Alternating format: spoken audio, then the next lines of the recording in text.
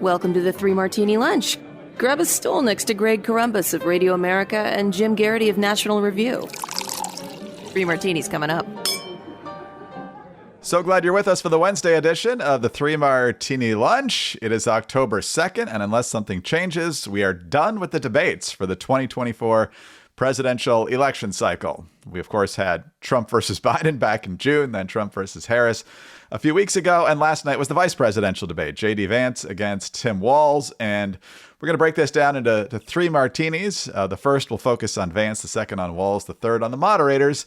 And Jim, I think just about everyone would agree that J.D. Vance met and most likely exceeded expectations last night in terms of his articulate explanation of things. He provided details. His thoughts were organized. I don't think it's too much of a stretch to say that he has a much more organized mental presentation than Donald Trump does. You think so? You think? Yeah. I know. Subtle takeaway from last night. But he had the ability on a lot of different fronts to take a question that was generally premised in a somewhat, at least challenging, which it should be, sometimes in a hostile way, and to flip it. Like, you thought that Trump was, in some ways Hitler-like in 2016, and now you're his running mate 8 years later. What changed? So not only did he answer that, he explained why he changed his mind on Trump and why he thinks Trump is a great choice for 2024. That's how you flip that question around. You don't spend the whole question on defense.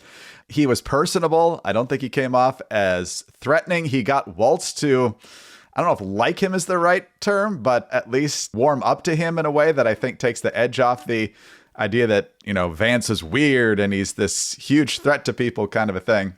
It was a much more civil debate than I think we're used to. There was certainly sharp disagreement and so forth, but his ability to frame different issues well, I think, paid off for him. This was, I think, the most dynamite moment for J.D. Vance when he talking about the tough job that Tim Walz had last night. Honestly, Tim, I think you got a tough job here because you've got to play whack-a-mole. You've got to pretend that Donald Trump didn't deliver rising take-home pay, which of course he did. You've got to pretend that Donald Trump didn't deliver lower inflation, which of course he did. And then you simultaneously got to defend Kamala Harris's atrocious economic record, which has made gas, groceries, and housing unaffordable for American citizens. Yeah, so that's, the strongest part I think that Trump has to run on is how good the economy was pre-COVID. I also thought that Vance did a good job on the immigration issue for the most part on two areas in particular. One, explaining how letting millions of migrants into the country does raise the cost of housing, and then also bringing up the 320,000 kids that have essentially been lost track of by the federal government. He also, I thought, had a pretty good answer on what's your attitude towards preemptive strikes by Israel against Iran. And I thought for the most part, he did the experts question well. He talked mostly about manufacturing and NAFTA and that sort of thing. That's probably more controversial within the Republican side. But if you just look at what happened with COVID, experts, not necessarily the people you just assume are correct. So there's a few areas where I thought he could have done better, and I'll get to those in a moment. But what was your big takeaway from at least the Vance presentation last night? First of all, when you're a vice presidential nominee in a non-incumbent ticket, you really only get two opportunities to shine and not have the top of the ticket overshadowing you. One is the night of the convention speech, and the other is the vice presidential debate. And J.D. Vance aced both tests. Whatever happens in 2028, if J.D. Vance is around and if he wants, he's going to be running for president in 2028, and he's going to be a major player. I'm very proud of this line over at the Post last night. He was as smooth and polished as your mother's fine china that she takes out for holidays. Just unflappable. He was, I guess, here's the other thing, was preparation. Trump has been the nominee for 3 straight cycles. Trump famously doesn't like preparing for debates. Trump, loves the Mike Tyson saying, everybody has a plan until they get punched in the face, and he doesn't think there's much use to this. J.D. Vance memorized his briefing book. He was ready for every question that came, even if they were phrased in a hostile way. And he knew how, they asked about the hurricane early on. I was like, ooh, we're going to get a question about Joe Biden's, the Biden administration's response to this. No, it got switched into a climate change question. But J.D. Vance, talked about how we want clean air, we want clean water, However, once you start taxing carbon or you treat carbon emissions as a problem, well, then you're trying to, restrict energy usage and you're restricting our economy. Like, he just was deft. He knew how to pivot. He knew how to take the question, not look like he was dodging the question. We're going to talk about Walz in a little bit. And so to kind of make that, here's your morsel of an answer, and then kind of to pivot and to talk about what he wanted to talk about. And did like J.D. Vance made a stronger case for Trump than Trump did. Just a smooth presentation. He remembered how to make an argument, which is a really lost art in America. But often it's just asserting, we're right, they're wrong. And J.D. Vance tried to lay out why our policies work better. And it was just really refreshing. It's been a long time since we've seen a Republican doing that. And then just finally, the last thought is J.D. Vance probably was helped, ironically, by the hideous image, the caricature that has been painted by the hostile mainstream media's coverage of him, that people probably thought he was going to go out there and snarl and cackle and sneer about childless cat ladies and stuff like that. And J.D. Vance was polite, well-informed, very gracious when Walz mentioned his son witnessing a school shooting. Spontaneously, oh my God, I'm so sorry your son had to go through that. Christ have mercy. I don't think that sort of thing would have happened in a Trump-Harris debate.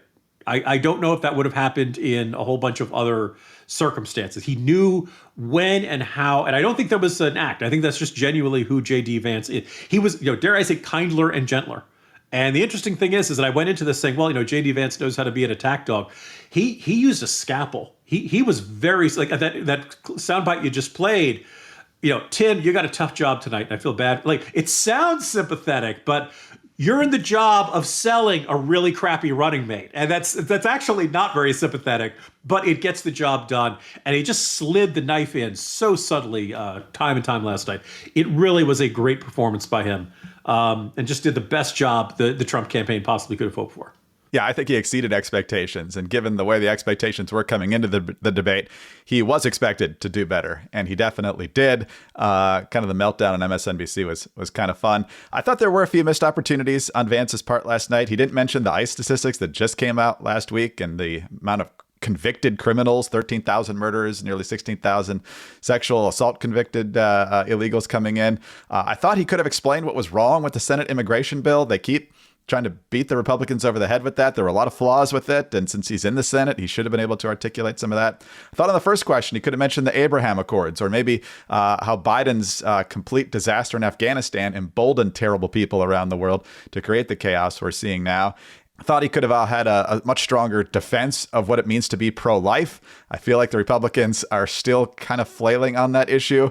And the gun issue, I thought he could have had a defense of the Second Amendment. So there were missed opportunities. But again, I think overall, better than expected and a dominant win last night. Yeah, if there's any issue where Tim Walz got the better of him, or where Vance, you could say, stepped in it, the last one about 2020. Where he was asked very directly, did Biden win the election? And he talked for 2 minutes and did give a yes or a no. And, that was one of the moments where Walz got more impassioned. I would point out, it's not going to do that much damage to Trump's chances, because if you're that upset about January 6th, if you're that upset about the crazy conspiracy theories about Venezuelan hackers and stuff like that, well, then you're not voting for Trump. I don't think you're going to change your vote based on what you saw in the vice presidential debate. And I guess, if you're looking for a silver lining to a dark cloud to close it out on, it's, he didn't say Trump won the election, but he punted, he filibustered. And I think that was probably, but when you don't say, yes, Biden legitimately won the election, you're sending a signal there.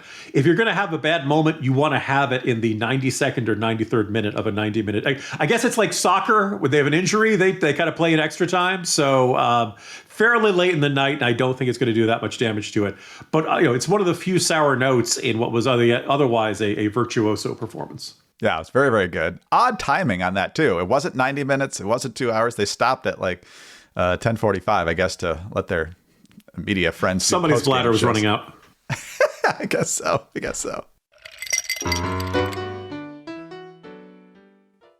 All right, let's talk about Tim Walz. Like we said yesterday, they're setting his expectations low. Said he was nervous. I think if you watch the first answer to the first question, he was definitely nervous.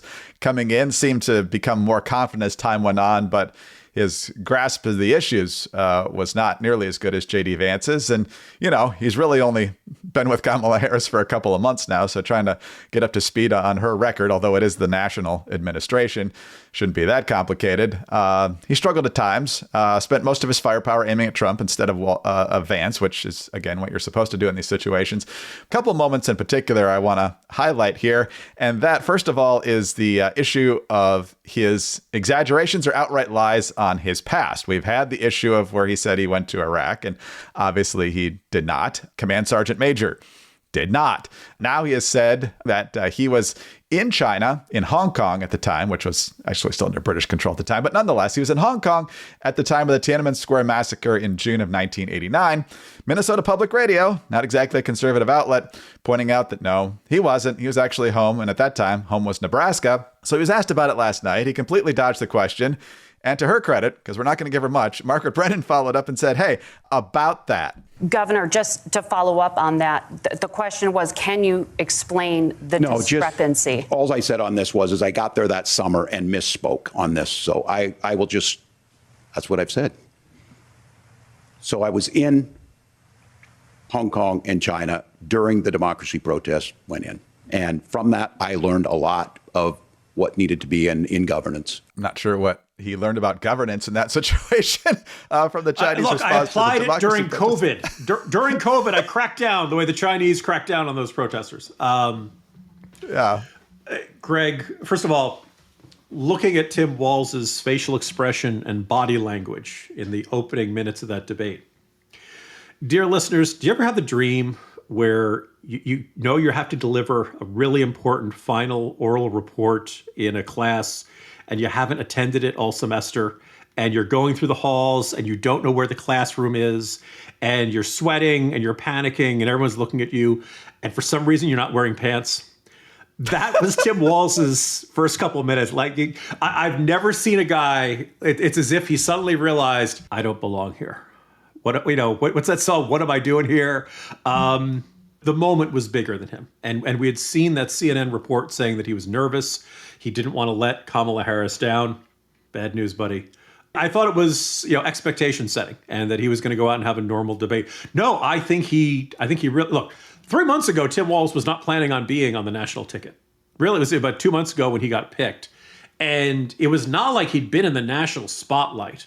Today's Morning Jolt, I talk a lot about how being a statewide official, a Democratic official in a blue state like Minnesota or California, it's got to be the easiest job in the country. Once you win the primary. Primaries are tough fights, but once you're there, you got the wind at your back. The media is never going to be that tough on you. Generally, your Republican opponents are incompetent. You've got that job until either you're term limited or you want to retire. That's, or death. Those are the three things that can get you out of office in a situation like this. Two mainstream media reporters, one from the Post, one from the Atlantic magazine, had recently used the same metaphor, that it's like Tim Walz has been wrapped in bubble wrap since he's become the vice presidential nominee. Well, I think it showed last night. I think it showed that he's really not prepared for that. J.D. Vance knew exactly what he wanted to do. By the way, note that J.D. Vance understood the assignment. The assignment was tear down Kamala Harris, not tear down Tim Walz, because Tim Walz is not, chances are he's not, he'll be a heartbeat away from the presidency. But, people will make their decision based on Trump or Harris. And so, his job was shake faith in her. And if possible, put a little wedge between them. And that statement of, you're in a tough job. You have to defend something that's not your record, but is an indefensible record. And Tim Walz was very happy to tell us how Minnesota was. And I think the Minnesota Chamber of Commerce and Minnesota Board of Tourism really felt like they got their money's worth out of it last night. By the way, Minnesota, you're a lovely state. God bless you guys. But he looked bad. And that question about Tiananmen Square, look, how he did not have you know what? It was like 40 years ago, and I misremembered when I was over there. That's all it took. And that's kind of what he did when he had the second shot at that question. The first one was a long, meandering 2-minute filibuster, which is what happens when I ask any of one of my teenagers about Drake versus Kendrick Lamar. I get long, meandering soliloquies about everything that's ever happened in both of their lives. It just went everywhere, covered everything except the question that was asked, because there was no good answer. Because he was, I think it's now safe to say, Tim Walz is a serial exaggerator of his record. And when you're a Midwestern Democratic governor in a blue state, it doesn't matter that much. But when you're vice presidential nominee, you get tougher scrutiny, certainly from conservative press, less so from, but like there was an obligation to ask one tough question of Tim Walz last night. That was the tough question. And he just fumbled. He just looked uncomfortable there. And the entire body language, J.D. Vance was masterful with his, cocked eyebrow, looking at the screen, as I think it was ironically RG3, formerly of ESPN, who said he was breaking the wall more often than Jim on The Office. And instead, Tim Walz, first of all, he's looking down, taking notes, which there's nothing wrong with that. But somebody said it looked like he was working on a crossword puzzle when Vance was speaking. And he just the default facial expression on Walz was worried. And I don't know if that's his normal persona or just he felt the pressure of the night. But he just, by the end of it, I first of all, in today's Morning Jolt, I discussed Tim Walz and Beto O'Rourke. They apparently were both at a Ann Arbor University of Michigan football game last weekend. I was saying about the way that Beto O'Rourke, who was kind of just your standard issued Texas Democratic congressman, and the media turned him into this larger than life heroic figure. And I feel like Tim Walz, he's really just a standard issue Democratic Midwestern governor.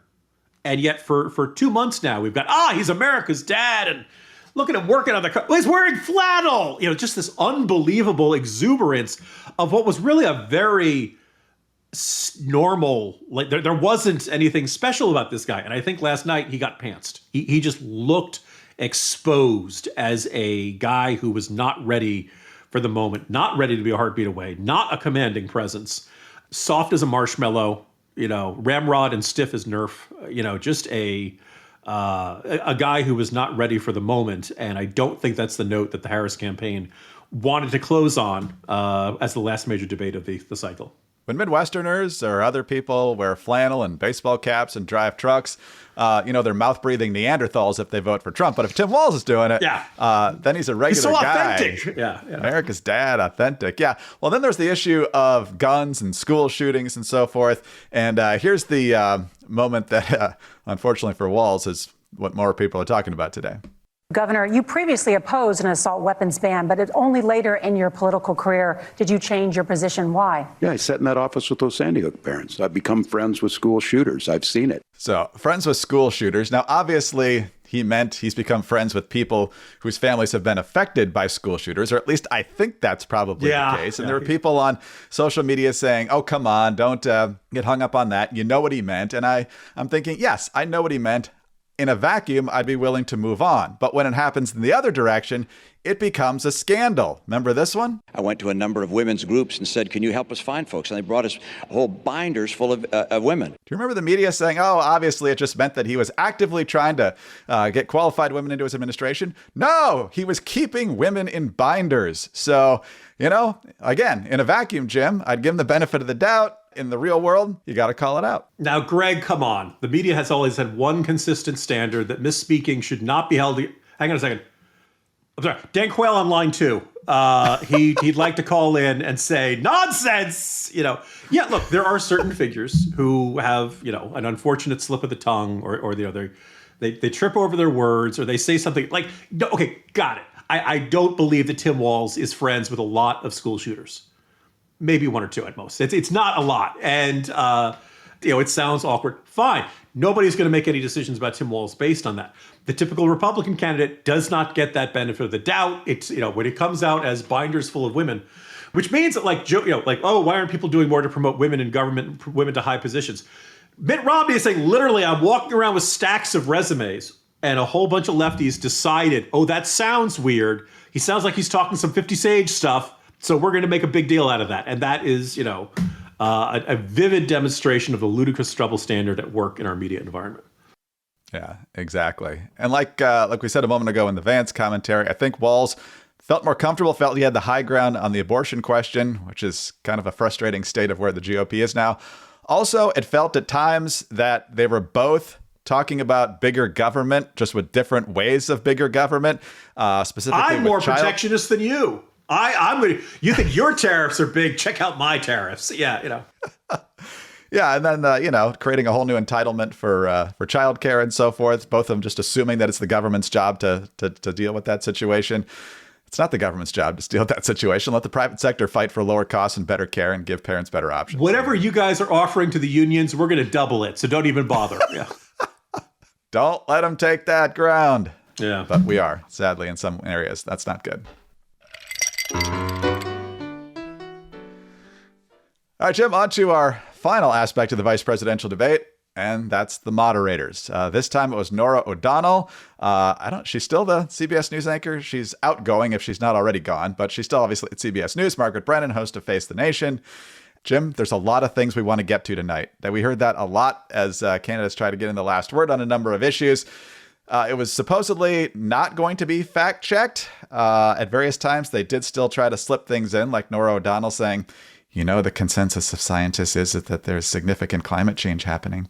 But here's the one, as they were talking, I think it was about housing, maybe it was about immigration, but anyway, it overlapped here, obviously, when it came to J.D. Vance not letting Margaret Brennan get away with her fake fact check. And just to clarify for our viewers, Springfield, Ohio does have a large number of Haitian migrants who have legal status, temporary protected status. Well, Margaret, but thank you, Senator. We have so much to get to. Margaret, I think it's important because we're going to turn out of the economy. Thank you, Margaret. The rules were that you guys weren't going to fact check, and since you're fact checking me, I think it's important to say what's actually going on.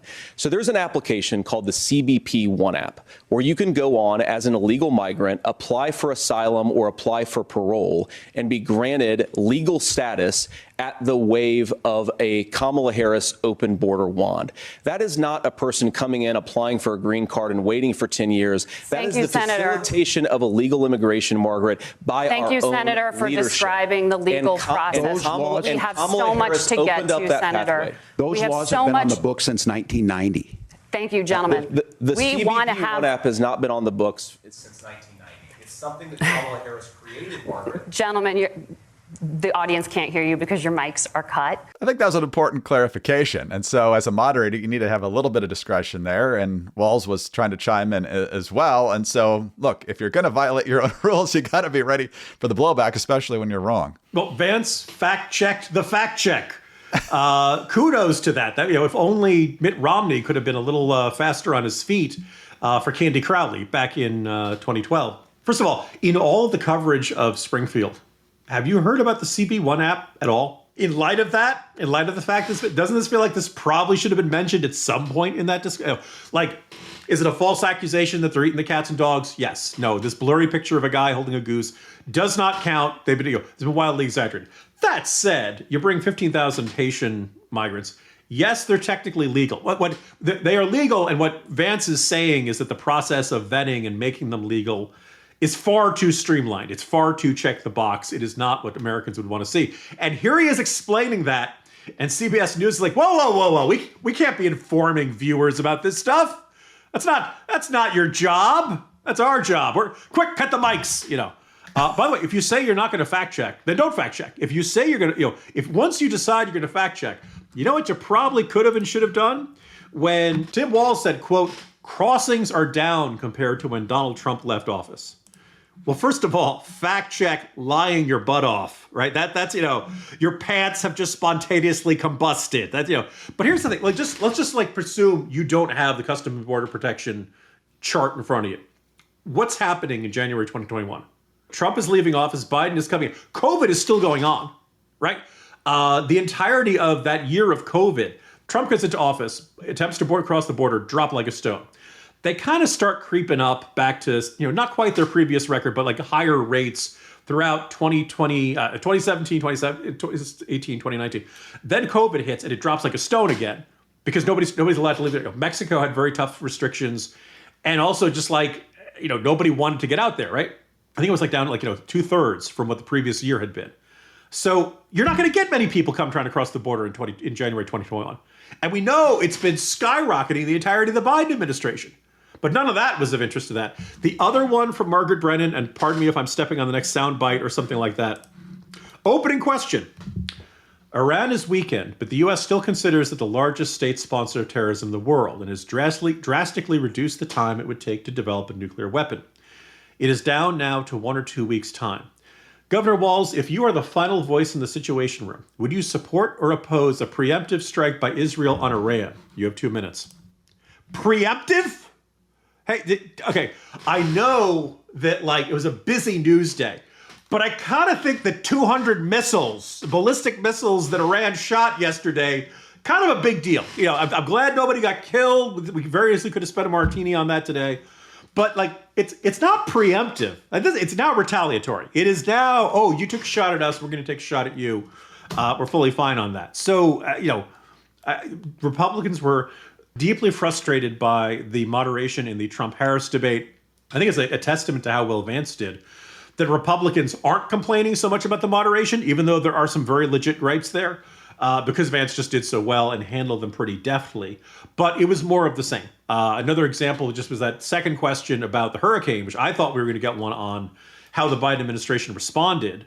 And instead, it turned into a climate change question. And it was very much like, even when there was oh, we're going to this. No, we're going towards this standard one. I also note the question about Tiananmen Square, as I got to double check all 3 transcripts, but I believe that was the only question about China in 3 debates, which is egregious. Yeah, which has nothing to do with the actual threat posed now by the Chinese. So, Jim, having said all of that, is the vice presidential debate, does it change the calculus of the overall race? Much? A little bit? Not at all? So I was ready to say not at all, and I'm starting leaning towards a little bit. And it's less the debate than the events of yesterday. The Iranian attack on Israel, thank God, there was only one casualty, I believe it was Palestinian. The longshoreman strike and the likelihood of that having far-reaching economic effects. And the fact that, the hurricane's gone, but those communities in the South are still devastated, which, by the way, is a really lousy time to not have the ports working when you need to get supplies to those places. So, and the degree to which we've had very minimal, public appearances by President Biden, what he does, it's his usual mumbling and, we have a dearth of leadership in this country. So I kind of think you put that and Vance having a good night and Walz having Walz does not look like he's ready to be commander in chief in a crisis tomorrow. That probably helps Trump. Not a lot, but in a race that is as close as it seems in all 7 big swing states, it probably can only help Trump. Not a lot. Again, I don't expect the numbers to change dramatically. But if you change 1/10 of a percentage point in each one of those 7 states, maybe that's enough. We'll see what happens. 34 days, I think, left till Election Day, and obviously early voting already underway in a lot of states and soon to be more states. So it's going to go quickly. Jim, have a great day. See you tomorrow. See you tomorrow, Greg. Actually, you're not going to see me tomorrow. I'm out Thursday and Friday. Yes. Arrivederci. A guy named Craig Collins will be sitting in for me. So big adjustment from Greg to Craig. But it is part of the Radio America policy to make life as easy as possible for me to find co-hosts that have very similar names. So. Jim Garrity, National Review. I'm Greg Corombos of Radio America. Thanks so much for being with us today. Do subscribe to our podcast and tell your friends about us. Thanks also for your 5-star ratings and your kind reviews. Please keep those coming. Get us on your home devices. All you have to say is play 3 Martini Lunch podcast. Follow us both on X. He's at Jim Garrity. I'm at Dateline_DC. Have a great Wednesday and tune in again on Thursday for the next 3 Martini Lunch.